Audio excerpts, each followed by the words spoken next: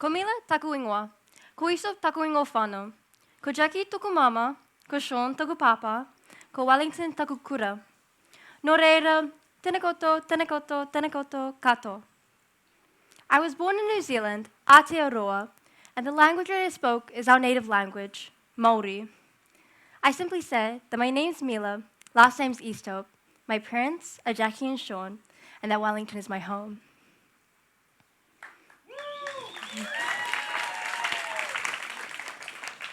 He ha te mea nui o te aho. He tangata, he tangata, he tangata. I've just shared with you a small part of my culture, what we call a whakatoki, which is an ancient Māori proverb. It translates to, what is the most important thing? It is people, it is people, it is people. The true message is about our wahine, our women, and their role in protecting our papa, our ancestry, ensuring there is life.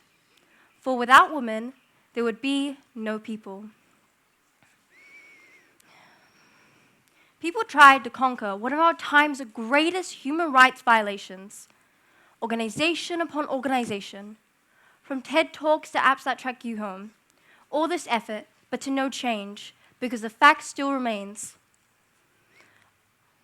According to the UN, an estimated 736 million women, almost 1 in 3, have been subjected to physical and/or sexual intimate partner violence, non-partner sexual violence, or both, at least once in their life. And less than 40% of the women who experience violence seek help of any sort. Research has provided insights into the challenges of law, public perception, and cultural norms. For example, many laws in Southeast Asia are only designed to deal with more severe cases of sexual violence, like rape. They are not suited to deal with other sexual violence violations. Sexual violence, as shown, can differ from racism, sexism, to genocide, murder, and sexual abuse. PKP is a local organization that houses victims of violence and their children. Its mission is to empower and support the local women of Bali, and its founder is Ibu Sari.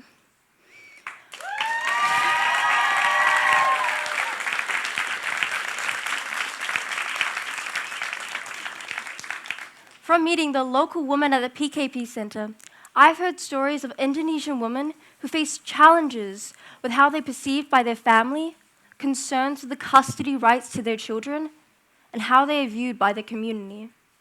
Ibu Sari, the founder of the PKP Center, did not see her child for 16 years when she divorced her husband. She was then deemed available to all the males within her community at a price. In Southeast Asia specifically, the prevalence of intimate partner violence over a lifetime is 35% higher than the global average. In Indonesia alone, there were 338,496 recorded cases of gender-based violence in 2021, which is only the reported cases. Think about how many go unreported. This statistic is both shocking and saddening and further proves that we are living in a society experiencing a global epidemic of sexual violence and harassment. As a child, I was protected by a bubble of privilege. Inequality and gender-based violence were like a foreign language. My bubble popped and my curiosity was provoked by a movie. Believe me, The Abduction of Lisa McVeigh, an 87-minute film, 5,736 seconds, for a topic to turn into something that I now call one of my passions. The big screen brought life and passion to the concept of gender equality. It handed out perspectives that were utterly new to my eyes, and as a 10-year-old, I was captivated by inequality. I wasn't shy to voice my daring opinions to my family. But as I continued to grow, I found there were undoubtedly and unrelentingly come down to personal experience rather than merely witnessing it in a film.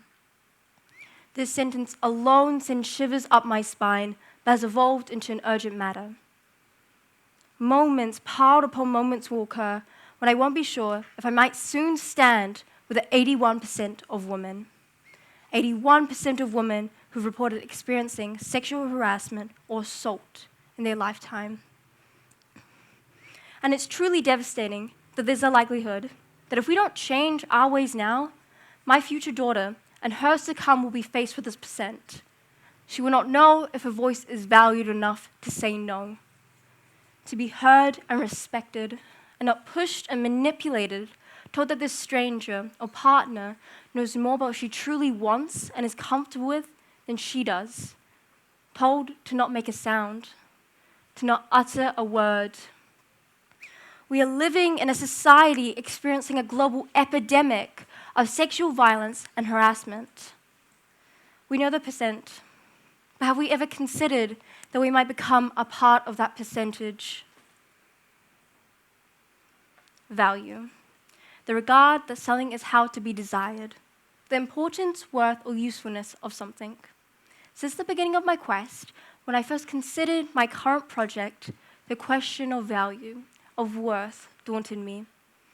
But now it seems undeniable to me that my project is bursting with value. Why? Because my project illustrates a community of courageous women who faced abuse, the kind of abuse silenced by our society, a society where female victims are often subjected to biased questions such as, what clothes were you wearing? Why didn't you scream? And didn't you give permission? We put the blame on our society, but we forget. We are society. My project aims to support women by fundraising for the shelter homes of PKP, a local organization that houses victims of violence and their children.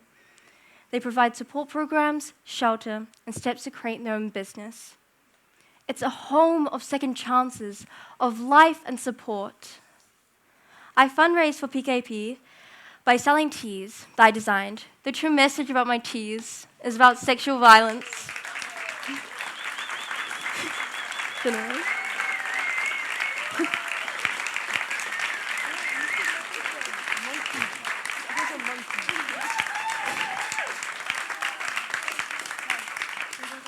The true message about my teas is about how women are silenced by our society and about the struggles of domestic abuse. I first got into contact with Ibu Sari from my mum, and while learning her and PKP's history, I put together a few questions that would enhance my knowledge of PKP. I thought of exploring this option for my quest, but I was still in the midst of uncertainty. And one,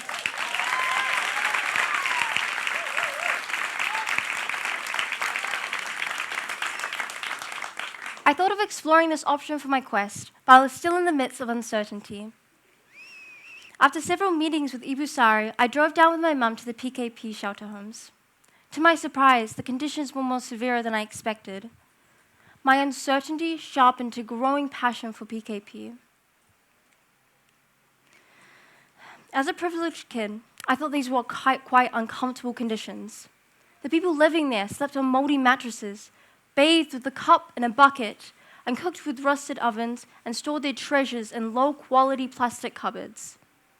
I concluded then, standing beside their rooms, that I would help this cause. I stand here now, and I am overjoyed to announce that I fundraised for an organization of change, with a raised amount of $26.6 million.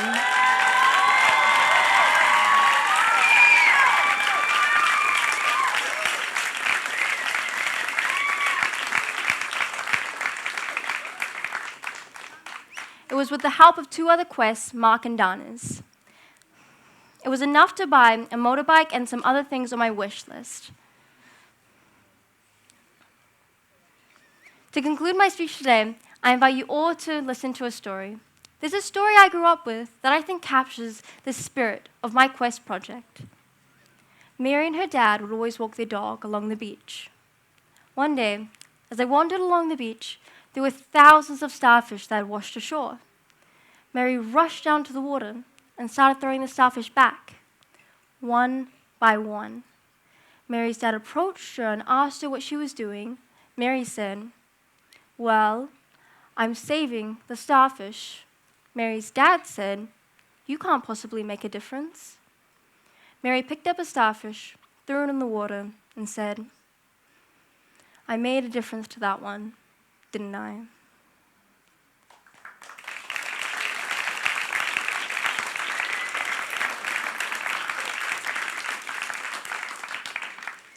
I would like to thank everyone, those of you whom are listening to my speech and those who have created the possibility of my journey. Ibu Kat, David, Easy Cheese, Ibu Angie, Ibu Laura, Ibu Leanne, my friends, especially Alicia and Rosalie and Aruna.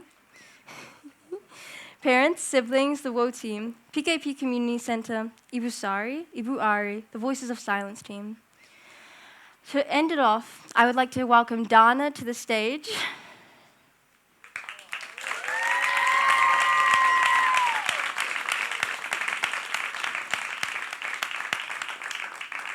With the help of Dana's quest and her raising her own money, I was able to buy a motorcycle.